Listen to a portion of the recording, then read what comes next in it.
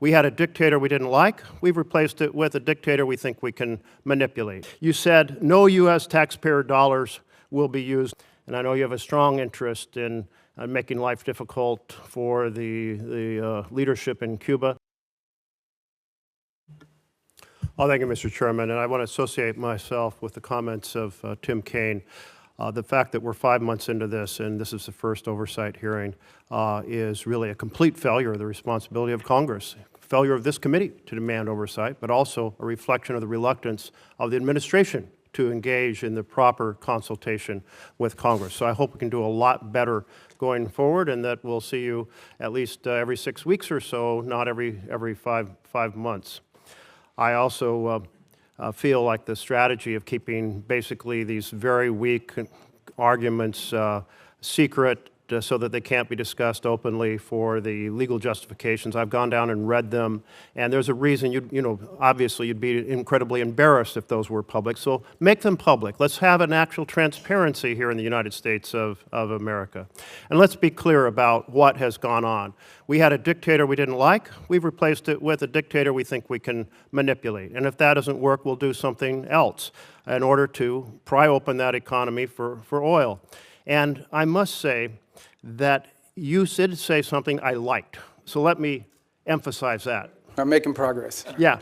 You said no U.S. taxpayer dollars will be used, no spending on our part, to kind of prop up Venezuela.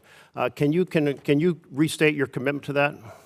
Yeah, they're not going to need it. For example, we're not spending money in Venezuela right now. I mean, obviously, look, I think you're putting aside embassy operations and all of that. And by the way, there may be some program through foreign aid that some of you might be interested in the future. We don't think that Venezuela is the kind of country that needs that. This is a very wealthy country. Thank you. I'm glad you restated that, because I think that we will see some moment when the administration says, let's subsidize our American oil companies to rebuild the infrastructure in Venezuela. And I must say that's a very unpopular idea among my constituents. I think America needs a lot of investments in infrastructure here.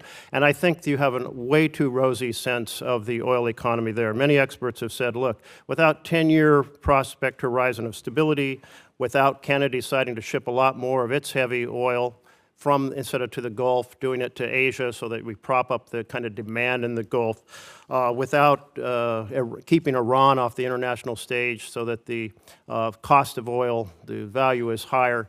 All of those factors would have to be there for our oil companies to want to invest their own money. So I think they'll be coming to the administration. I think you'll all be trying to find some way to subsidize them. But I'm glad what you said today, that you're not going to do it, and I want to hold the administration accountable to that. Second, on terms of the $500 million fund, $300 million, my understanding, has gone back to the Central Bank of Venezuela, and they have essentially exchanged it for bolivars to key industry players. I don't think we have any transparency on what corporations or entities got that hard currency, and yet you did say there's going to be a lot of transparency. You also said, if I understood right, that those funds are eventually going to be brought back into the structure of U.S. control as part of our, formal structure of funds. And in that sense, the Constitution says no money shall be drawn from the Treasury but in consequence of appropriations made in law. So are you going to make sure that if that money comes back into kind of full U.S. control, not an offshore account the way it is now, that we're going to abide by the Constitution? Third point here is that one of the things that transpired is cutting off the oil to Cuba. And I know you have a strong interest in making life difficult for the leadership in Cuba. Can you lay out for us what other things you might be planning in that regard and how those fit into an overall plan? Yeah, well, I'll try to do that in a minute. Let me just say on the rosy projections of oil, it's not rosy projection. I mean, it's either going to happen or it's not. In essence, oil, there's no world in which the United States is subsidizing investment in Venezuelan oil. It's very simple. Oil company will go in and say, okay, this is the oil you have. This is how much it's going to cost us investing on the front end to one end make money, pay back our investment plus a profit at the back end. And then depending on the terms of that investment, they'll make a decision about whether it makes sense for that or not. Right now, what you have in Venezuela is a corrupt and broken oil company run by the government that basically takes this money, doesn't reinvest in it at all, and basically sprinkles it to its people to keep the glue that keeps the regime together. We want it to become a normal oil economy. That's what the ultimate goal is here. And in a normal oil economy, companies are going to go in, they're going to look at Venezuelan law, they're going to look at Venezuelan authorities, and they're going to make a determination about whether or not it's worth their investment. And that's the normalization process that we're talking about.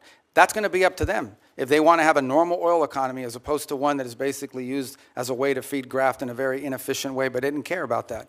If they do it the right way, we think it has great promise and potential over the long term, especially because these investments take a long time. But the U.S. doesn't have to put any money to encourage companies to go in and invest, nor is there any interest in doing so. But a lot of it will That's a depend. point I really do appreciate. Yeah, no, I don't want to see. Well, I don't even think American that's taxpayer even been. dollars going in. I don't think that's even been discussed or considered by anybody. Your second point was, I wrote it here, but now.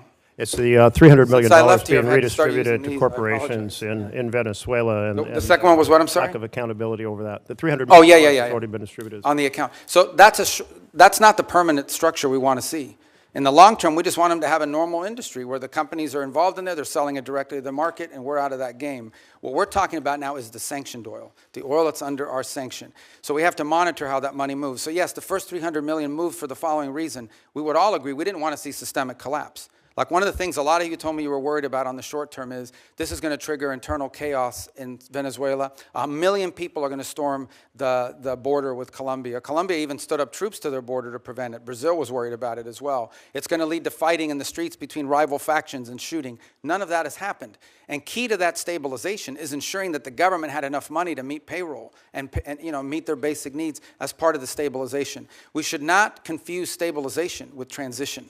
This is not what the permanent structure is going to look like. The Treasury's handling the structuring of that account, so I would refer you to them, and I can get you an answer for them as to what the legal framework of that Treasury blocked account is going to look like. That would be very helpful, because what you just mentioned, money to meet payroll, is very different than what we've heard about the money being used to give hard currency to key corporations inside of Venezuela, which would not be meeting payroll. Well, which This is where complete oversight is required. Well, we'd like to have transparency over how that's being Yeah, remember, the first $300 million we're going to have to, on that one, because of the urgency in moving funds to keep the place stable, is going to require us to undertake a retroactive audit of how that money was spent, the first $300 million.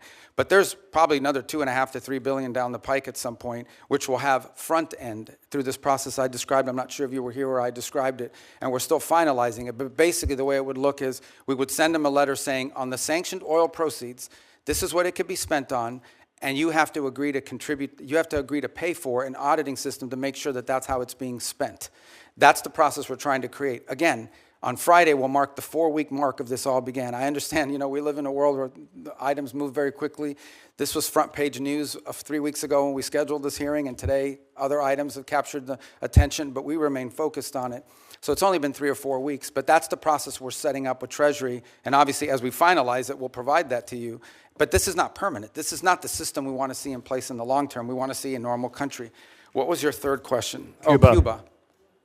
Cuba. Oh, okay. I'll tell you about Cuba.